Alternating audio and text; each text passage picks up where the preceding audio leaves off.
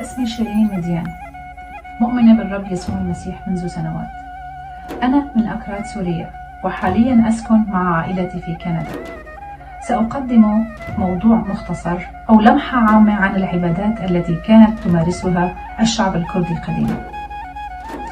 الأكراد هم ينحدرون من العرق الآري وينتمون إلى قبائل هندو أوروبية، وعاشوا قديما في منطقة بلاد ما بين النهرين إلى يومنا هذا، وهم قوم لم يتنازلوا أبدا عن لغتهم وثقافتهم رغم كل الاضطهادات التي واجهوها عبر العصور.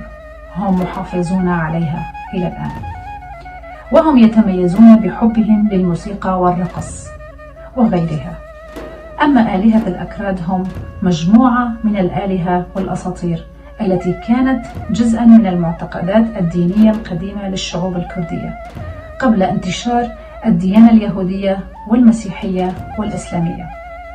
وأبرز هذه الآلهة في المعتقدات الكردية هي إله آهور مزدا، وهو يمثل الخير والشر، وإله ميترا مهر إله الشمس والعهود، وغيرها الكثير من الآلهة. والكرد هم من الشعوب الأولى الذين وحدوا اسم إلههم إلى خدا، بمعنى خلق نفسه بنفسه. ولكن الديانة الرئيسية كانت هي الديانة الزرادشتية عند الأكراد، والكتاب المقدس عندهم يدعى أفيستا.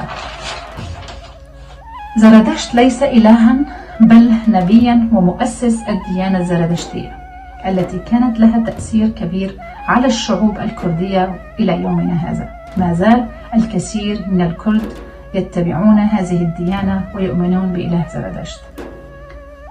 بعد سبي الشعب اليهودي من قبل الأشوريين والبابليين، انتشرت الديانة اليهودية في بلاد ما بين النهرين، وفي ذلك الوقت آمن بعض الكرد بإله اليهود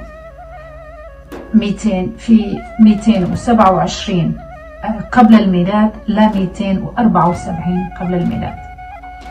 أما الإيمان بالمسيح بين الأكراد بدأ في العصور الأولى للمسيحية خلال فترة الإمبراطورية الرومانية، ولكن الانتشار لم يكن واسعا أو موحدا في البداية بسبب التركيبة العرقية والدينية المتنوعة في المناطق الكردية.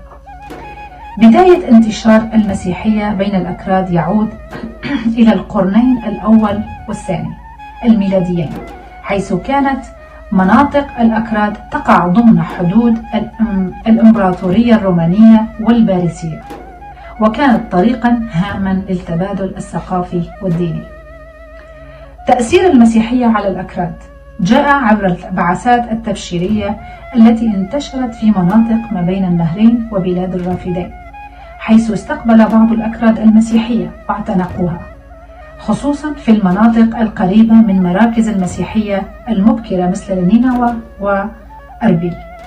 وفي القرن الرابع الميلادي شهر توسعا أكبر للمسيحية في المناطق الكردية، خاصة بعد اعتماد الإمبراطورية الرومانية أن المسيحية هي الديانة الرسمية في البلاد.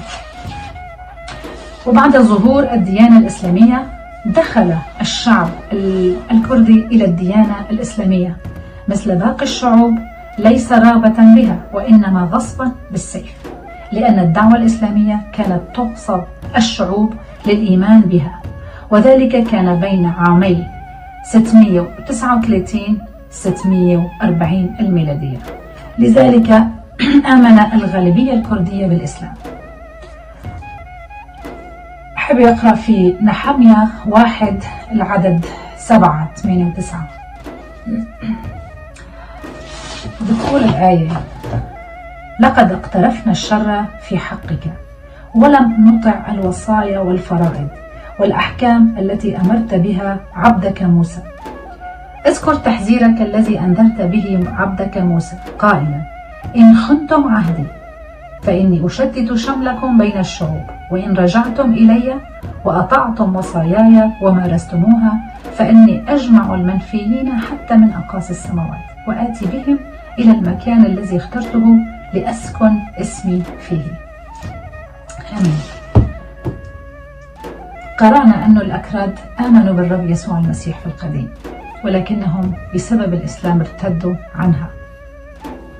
أعتقد أن ابتعادهم عن الله هي نتيجة لما هم يعانون الآن، أنهم سفكوا دماء كثيرة، وخاصة في الفتوحات الإسلامية في عهد صلاح الدين الأيوبي والاحتلال العثماني للدول الإسلامية. ولكن نشكر الرب يسوع المسيح على رحمته الكثيرة، افتقد هذا الشعب من جديد، أصبح الكثير يعتنقون المسيحية. آمين.